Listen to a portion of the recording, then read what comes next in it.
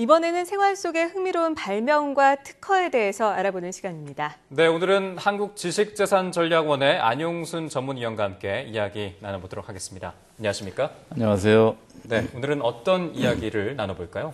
예, 오늘은 발명자들께서 이제 특허를 출원할 때 어떻게 특허를 출원해야 되는지에 대해서 잘 모르시는 경우가 매우 많습니다. 네네.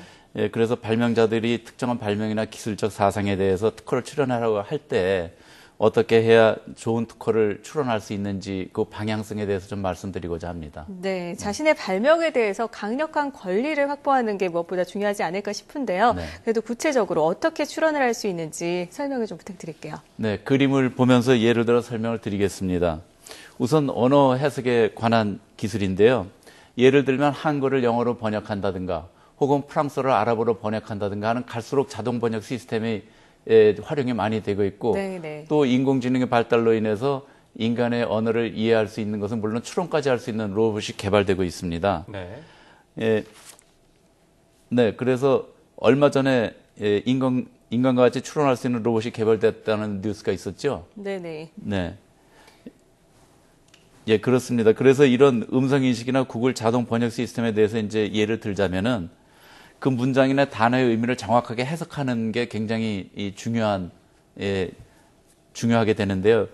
그 중에서도 이제 발음은 똑같으면서 의미가 다른 동음 이의어들이 있습니다. 네네. 영어에도 이제 애플하고 이렇게 사과와 애플 해석하고 틀린 그런 경우가 되겠죠. 네. 우리나라 말에도 많고 중국어에도 이런 게 굉장히 많습니다. 세계 대부분의 언어들에게 있는 현상인데요.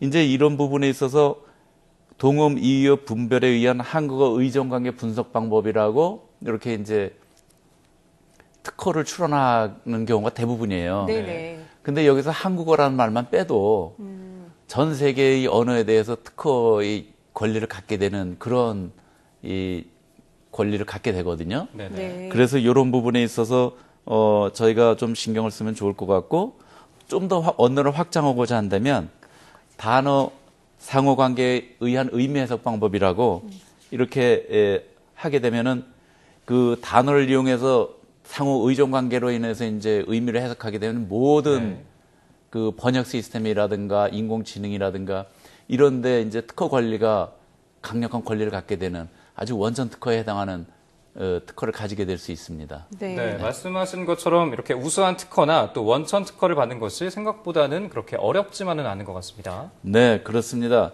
그래서 발명자들이 이제 어떻게 특허를 받아야 되는지 그 방향성에 대해서만 알고 있어도 지금보다는 훨씬 좋은 아주 우수한 특허를 많이 만들 수 있습니다. 네, 우선 대략 이해는 되는데요. 좀 더 쉬운 예로 들어주시면 시청자분들의 이해가 더 쉽지 않을까 싶은데요. 네, 이번에는 파골세포의 성장과 분열을 촉진시키는 장치 및 방법에 대해서 말씀을 드리겠습니다. 네네. 이 기술에 대해서도 발명자가 이 분야에서만 한 10년 이상 이렇게 연구를 해서 이렇게 특허를 내고자 할 텐데요. 이 경우에도 이제 특허가 파골세포에 한정이 돼서 그 권리가 범위가 매우 좁다는 것입니다. 네, 이렇게 오랫동안 연구를 해왔다면 당연히 파골세포에 대해서 특허를 출원할 텐데 어떤 다른 방법이 있습니까? 네, 세포는 그 특성이 비슷한 부분이 많이 있습니다. 그러므로 이러한 기술이 이제 파골세포 외에 다른 세포에도 효과가 있는지 확인을 하는 것이죠.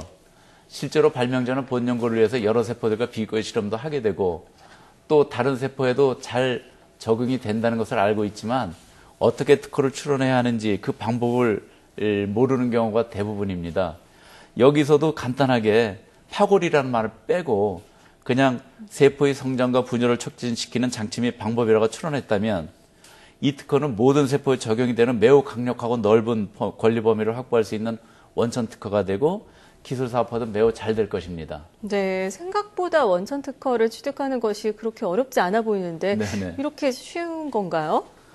네, 이 문제는 이제 발명자가 특허를 출원할 때 어떻게 해야 하는지에 대한 명확한 방향성을 가져야 한다는 점을 강조하고자 하는 것입니다. 네.